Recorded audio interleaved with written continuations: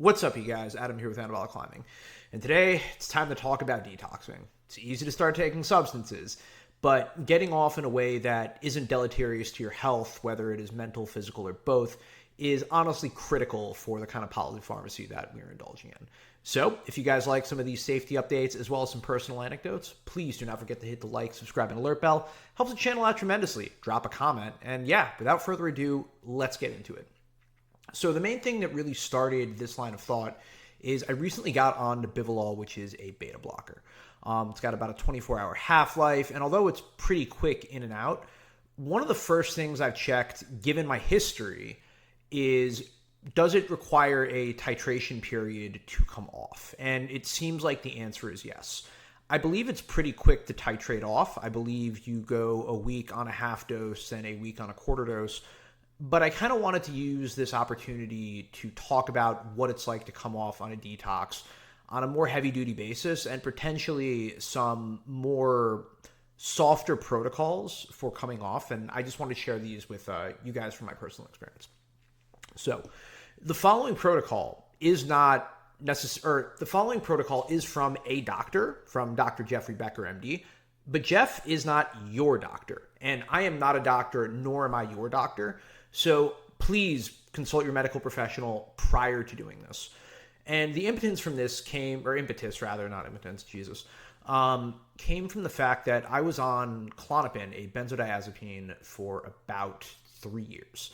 And if you were to take a benzo or a beta blocker for extended periods of time, you develop a physical dependence. And more importantly, the reason that applies to you is if you're on some of these compounds, the detox, at least in the case of benzos, and to some extent, potentially beta blockers, given if there are any cardiac complications, could be potentially lethal or just incredibly destructive to your mental health. With things like Klonopin, yes, it's possible to die in the detox, but it's also possible to just have seizures or lasting issues that I've seen from people that takes years to unwind. So I went to Dr. Jeff when I was in dire need of getting off of benzodiazepines.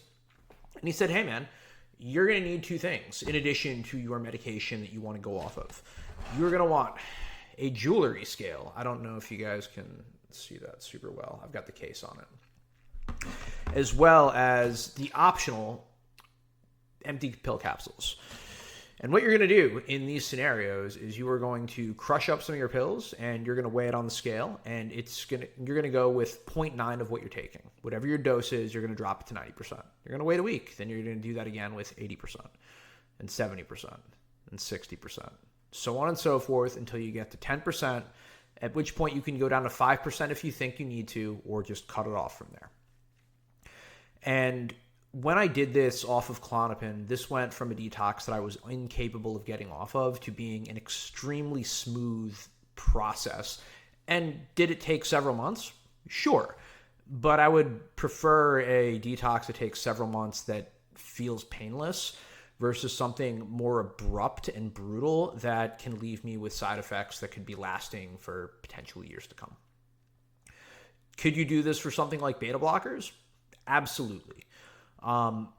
For something like alcohol, which is another lethal detox, I would probably suggest getting medical attention. Not to say that this protocol would not be effective, but usually folks have a harder time controlling their alcohol, and the same thing could be said for opioids. You know, opioid withdrawal probably won't kill you. You'll feel like you want to die, but it's not going to kill you. But I just wanted to put out this detox protocol in the event that it could potentially change and help your life or somebody that you know. Getting off of benzos without this protocol almost caused me to have seizures. It was pretty fucking brutal. And by the way, this wasn't something that I was abusing it against medical advice. I simply went to my psychiatrist. They put me on a low dose of Klonopin, never went above that. And they just never told me to get off. And I say that because it's sort of the same thing with the Bivolol, and I don't see this being discussed much in the bodybuilding community. It's very easy to access beta blockers, whether it's the Bivolol, propranolol, Jesus. It's not a hard thing to access a lot of these compounds. And the same could be said for some of the benzodiazepines as well. A lot of the underground labs that I buy gear from also are providing various benzos as well. So it's not hard to get on them. I just wanted to make sure that if you are opting to use some of these protocols to mitigate either your high resting heart rate or pair this with something to control your blood pressure, that you're aware of what needs to happen when it's time to come off. When you drop the growth hormone, when you drop back down to TRT levels, if you want to get off your beta blocker or have some other things that you want to drop, that you're doing it in a healthy way that's not going to interfere with your life. And you could very easily say, hey, Adam, given what happened to you with your psychiatrist and them not giving you the information, does that make you doubt some of the medical establishment? And the answer is yes and no. At the end of the day, the medical establishment has access to more data than I could possibly have just self-experimenting. I rely on the medical establishment for control studies, for double-blind studies, for funding of compounds and studies that I simply could not afford to facilitate on my own. But now when I go into my own medical issues that I have, I am much more directive on the care that I get. And, a lot of times you guys have probably seen this in terms of knowing what labs I want to order from the doctor, or in terms of knowing how frequently I want to get imaging or what tests I want to get done. I'm simply more proactive with the kind of care that I'm looking for because I know the kind of things that I'm tinkering with. And I'd encourage you guys to do the same. It's not to say that you guys need to not take medical advice. Absolutely not. Doctors are super critical and know more than us. But being able to push back when something doesn't feel right, or even advocating for a question that they might not ask because they're seeing tons of patients is super important.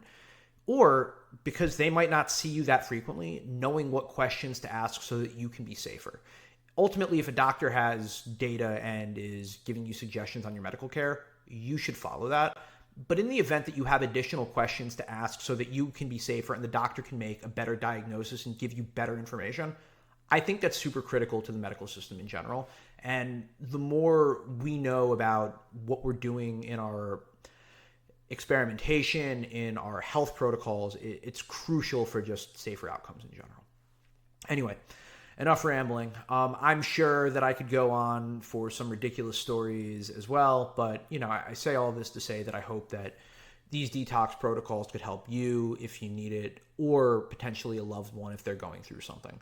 Obviously, sometimes we end up in protocols, whether for good purposes or not, even regardless of abuse, that could put us in awkward spots.